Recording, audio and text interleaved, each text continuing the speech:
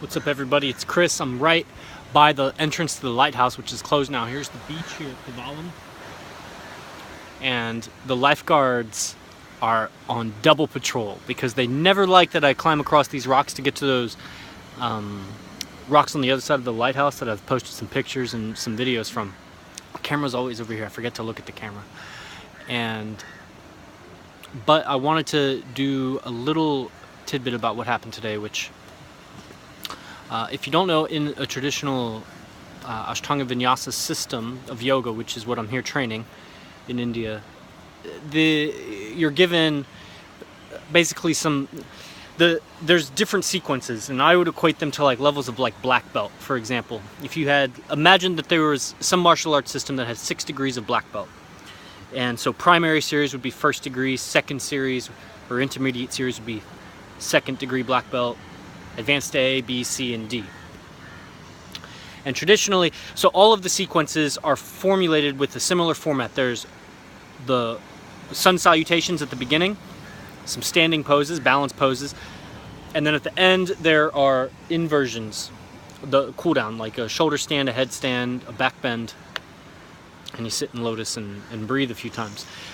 In between the standing poses and the closing poses is sandwiched the sequence. So that's where you would have the primary sequence, the secondary sequence, and so on. So traditionally in a Mysore practice, which is what it's called, when you do an Ashtanga practice, the city it originated in it's called Mysore, which I'm going there next week actually. And so it's named after that city, but in the Mysore system, you're given one posture at a time until you sufficiently master it. It doesn't mean you necessarily have the full expression of it, but you can do it comfortably and progress is beginning to plateau. So for example, I mean the poses generally warm you up for later poses. They keep getting progressively deeper until a peak pose, and then it starts to taper down until the closing poses. So if you make it halfway through the primary series, you keep practicing, you go to Mysore practice, and the teacher might give you the next pose and the next pose. You might get 2 or 3 poses at a time, and then it might be 2 months before you get the next pose, which is quite frustrating. Me personally, I never learned that way. I learned at an Ashtanga studio in Oklahoma, which comes from a little-known teacher named BNS Iyengar, who's actually at this moment the most senior and experienced Ashtanga yoga teacher in the world, which is who I'm going to train with in Mysore next week. But I learned from his students, and the way I learned was, here's a piece of paper with primary series, because I moved to Florida, so I taught myself the whole primary series at once. Then when I wanted to learn second series, I went to Bryce, told him no one's going to show me second series, they say I'm not flexible enough. He says, nonsense, I'll show you, come to my house. So 3 hours it took him, he taught me the whole second series. So it wasn't you practice, come every day to class, and you know, I'll reward you one day with here's another pose, here's the next pose, here's the next pose. I just learned the whole second series at once. So I've actually never, until today, experienced what it's like to be granted a new pose, a new posture. So I'm here training with David Garrigues, who's a very orthodox Ashtanga teacher, comes from the well-known lineage of Pattabhi Jois. And I asked him, what is today, Wednesday? So 3 days ago, I asked in a group setting, when is it okay for me to start learning third series? Basically what I've been doing is I've been coming, and every day I do primary and second series. So it's about a 2.5 hour practice. It was taking me a little over 3 hours, and I've toned it down. I've sped it up, and now I get through it in about 2 hours and 15 minutes, maybe-ish. And so for 3 weeks I've been doing first and second series every day, and I'm just waiting for it. I'm like, he's going to give it to me. I know he's going to start giving me third series, because I want to honor the teacher. I'm not just going to start practicing third series. I've never trained with it before. You know, I've experimented probably with every pose in third series. It's maybe 30, 35 poses at one time or another. But so anyway, long story short, halfway through primary series, he comes up to me and he's like, hey, are you going to finish second series today? And I was like, yeah. I knew what was coming, but I held my face back. Plus I was like huffing and puffing, zooming through primary series. And he says, okay, well, would you like to do the first few poses of third series today? I was like, yeah. So I finished first, I finished second, and then I go into third. He makes me do the third series poses a few times before moving on. But it's my first experience of getting a new pose. And I gotta say, I remember this sensation, particularly with grueling poses, like poses that are not easy for me, like a deep back bend or like a leg behind the head or something. There was a time when those were so difficult that like I would dread it. And for the 10 postures that came before it, I would just be looking forward to that one, like, fuck, I gotta do that back bend. Sometimes it would even be like at the start, I'm doing sun salutations and I'm like, fuck, I'm doing second series today, that means I gotta deal with this pose and that pose. So you're not in the present. I'll be thinking in the future. And every pose up until then is affected by that. I'm not fully present in the pose, I'm not getting the most out of it, I might even hurt myself in a pose leading up to it because I'm just not present with what I'm doing with my body. And that sort of happened today. So for a sequence and a half, I'm looking forward to the third series poses. And I'm trying to compose myself, and anyway, it ended up being quite wonderful.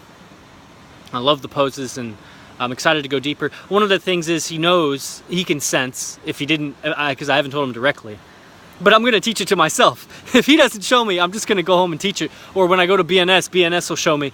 Or I'll just watch a video on YouTube and teach it to myself.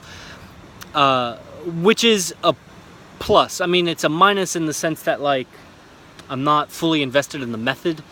I practice so many kinds of yoga. Acro yoga, yoga therapy, handstand training, vinyasa yoga from Doug Swenson, Sadhana Yoga Chi. A little bit of sorcery, like meditation practices, pranayama practices. I mean, I would be practicing all day if I wanted to keep up with every practice. And yeah, I would love to do that. Just train, eat, sleep, train, eat, sleep. I mean, I like doing it. It fulfills me. But given that I also got to make some money and I got to teach, I can only teach what I practice and ethically and pragmatically, because I've tried to practice Ashtanga and then I go and teach some vinyasa class. It doesn't jive. You got to practice, or you got to teach what you were practicing that day. So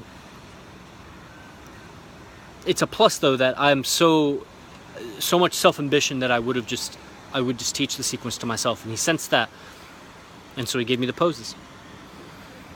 And meanwhile, I'm sitting here on the beach and these lifeguards have been staring at me for 20 minutes.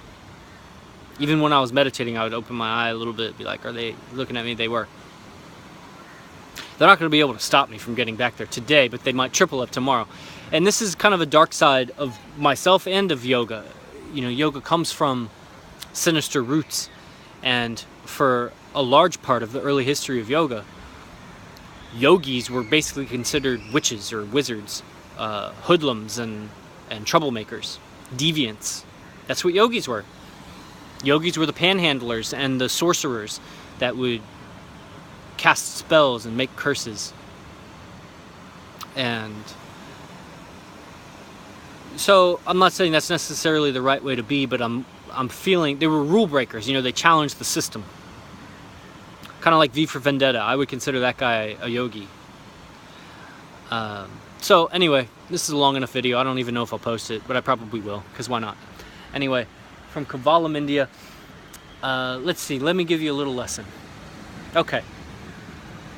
So, you've earned it, because if you've watched up to this point, here's a little lesson.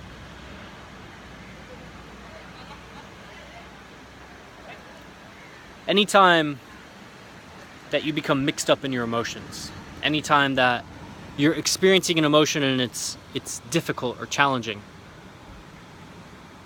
there's affirmations can override that emotion. It ends up just kind of subduing it. It doesn't change the cause.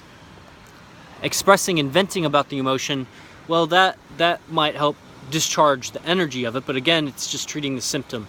There's a cause of the emotion.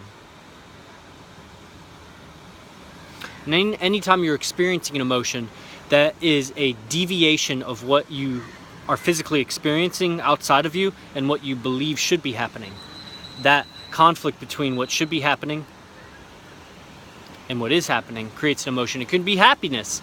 You think that you have to go to work today, but then it turns out, it's a snow day or something, and so you expected it to be, but reality is different, and that caused an emotion called happiness. So if it's a destructive emotion or emotion that you don't want to be experiencing, then here's what you do. You ask yourself, what belief do I have about this scenario? When I'm feeling this emotion, what belief did I have What belief did I create when I first experienced this emotion?